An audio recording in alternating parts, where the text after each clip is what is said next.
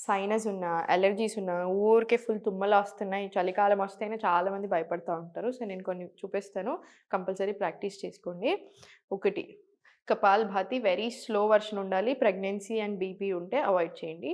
Very slow kapalbhati practice చేసుకోండి. Just 30-40 strokes ఇవ్వండి సరిపోతది. నెక్స్ట్ అనులోమ్ విలోమ్ బ్రీతింగ్ టెక్నిక్ మీకు ఇంతకుముందు కూడా చూపించాను. ఇది 10-20 రౌండ్స్ వచ్చేలాగా చూసుకోండి. అగైన్ చాలా బాగా హెల్ప్ అవుతుంది. నెక్స్ట్ ఆసనాస్‌కొచ్చేసి అధోముఖాసన్. అధోముఖ కూడా ఎవ్రీ డే అధోముఖాలో ఫార్వర్డ్ రండి, టేబుల్ అప్ ఇన్‌హేల్, ఎక్స్‌హేల్ అధోముఖ ఇచ్చేసేయండి. అధోముఖాలో మాత్రం కొంచెం ఎక్కువసేపు ఉండండి. సేమ్ ఇది కూడా ఒక 10-20 రౌండ్స్ ప్రాక్టీస్ చేసేలాగా చూడండి. సుప్త వజ్రాసన్, మత్స్యాసన్ ఇవన్నీ కూడా చాలా మంచిది. సుప్త వజ్రాసన్ అంటే వెరీ స్లోగా బ్యాక్ వెళ్ళండి, బ్యాక్ సైడ్.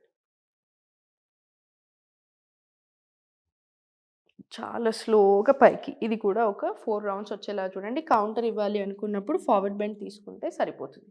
ఇవన్నీ కరెక్ట్‌గా ప్రాక్టీస్ చేసుకొని నేను మీకు ఇంతకుముందు వీడియోస్‌లో మసాజింగ్ టెక్నిక్స్ చూపించినట్టు అవి కూడా యాడ్ చేయండి. రిజల్ట్ చాలా బావుంటుంది.